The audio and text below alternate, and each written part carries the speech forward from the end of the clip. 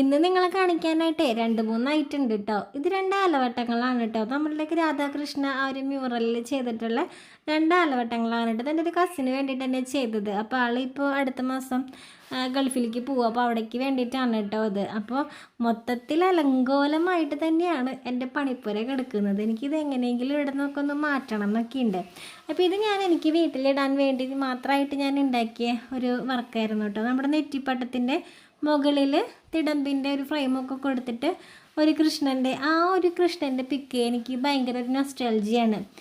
ഞങ്ങളുടെ വീട്ടിൽ ആദ്യം നമ്മൾ കണിയൊക്കെ വയ്ക്കുന്ന സമയത്ത് കൃഷ്ണൻ്റെ വിഗ്രഹമൊന്നും ഉണ്ടായിരുന്നില്ല എൻ്റെ വീട്ടിൽ. ഇങ്ങനത്തെ ഈ ഒരു പിക്ചർ ഇത് ഫ്രെയിം ചെയ്തിട്ടൊരു കൃഷ്ണൻ്റെ ഒരു ഫോട്ടോ മാത്രമാണ് ഉണ്ടായിട്ടുള്ളത്.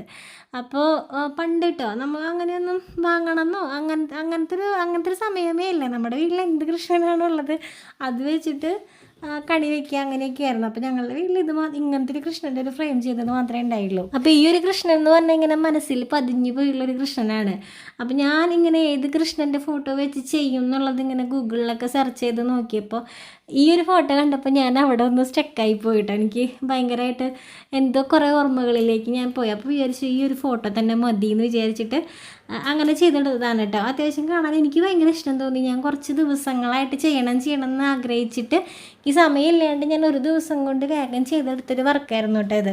പിന്നെ ഇനിയിപ്പോൾ എവിടെ ഇടുന്നുള്ളതായിട്ട് ഇപ്പോൾ ആകെ കൺഫ്യൂഷൻ. കാരണം നമ്മുടെ 1-2 നെറ്റിപ്പട്ടങ്ങൾ കൊറിയർ ചെയ്യാനായിട്ടുള്ളതുണ്ട്. അപ്പോൾ അതിങ്ങനെ ഓരോ ആണികളുമൊക്കെ ആയിട്ട് ഇങ്ങനെ കിടക്കുന്നുണ്ട്. അപ്പോൾ അത് കാരണം സ്പേസ് ഇല്ല.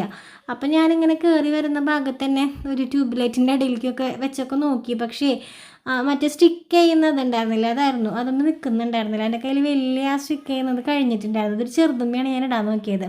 പക്ഷെ അതൊന്നും നിൽക്കുന്നുണ്ടായിരുന്നില്ല. ഇത് ഏകദേശം ഒരു 2-2.5 അടിയുടെ അടുത്തൊക്കെ വരും കേട്ടോ. രണ്ടും കൂടെ ആകുമ്പോഴേ ഒരടിയുടെ അടുത്താണ് നമ്മുടെ നെറ്റിപ്പടത്തിൻ്റെ വരുന്നത്. പക്ഷെ മുകളിലേക്കും തിടമ്പിൻ്റെ ഒരു ഇതും കൂടെ വരുന്നുണ്ടല്ലോ.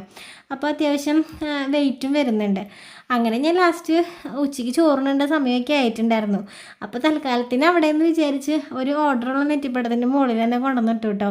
പിന്നെ ഈ ആലവട്ടങ്ങളൊക്കെ നമ്മുടെ കണ്ണൻകുട്ടീനെ ഒന്ന് കാണിക്കുക എന്നൊരു ചടങ്ങും കൂടിയുണ്ട്. നാളെ ഈ ആലവട്ടങ്ങളൊക്കെ നമ്മുടെ വീട്ടിൽ നിന്ന് പോവും. അച്ഛനമ്മയും വരുമ്പോൾ എനിക്കത് കൊടുത്തയക്കണം. അപ്പോൾ അത് കസിനെ എത്തിക്കാമെന്ന് പറഞ്ഞിട്ടുണ്ട്. കണ്ണൻകുട്ടിക്ക് ഒരു ഗിഫ്റ്റ് വന്നിട്ടുണ്ടായിരുന്നു. റൂമും നിറച്ച് ലൈറ്റൊക്കെ ആയിട്ടുള്ളൊരു സംഭവം കേട്ടോ. അപ്പോൾ അതിൻ്റെ ലൈറ്റൊക്കെ കണ്ടിങ്ങനെ കിടക്കുകയായിരുന്നു. ആ സമയത്താണ് ഞാൻ ആലവട്ടമൊക്കെ ആയിട്ട് ചെല്ലുന്നത്. അപ്പോൾ അത് കാണിച്ചു കൊടുത്തപ്പോൾ ഭയങ്കര സന്തോഷമായിട്ട് ആൾക്കിങ്ങനെ കളർഫുള്ളായിട്ടുള്ള സാധനങ്ങൾ, ലൈറ്റ്, പാട്ട്, സൗണ്ട്, അടിച്ചുപൊളി, യാത്ര, ആളുകൾ, ബഹളം, അതൊക്കെ ആൾക്ക് ഭയങ്കര ഇഷ്ടമാണ് കേട്ടോ.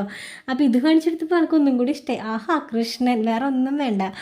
അത്രയ്ക്ക് ആൾക്കൊരു ഭയങ്കര ഒരു ഇഷ്ടമാണ് കൃഷ്ണൻ എന്ന് പറഞ്ഞു കഴിഞ്ഞാൽ. അപ്പോൾ അത് നോക്കി കുറേ നേരം ആസ്വദിച്ചൊക്കെ അവനിങ്ങനെ കിടന്നു കേട്ടോ.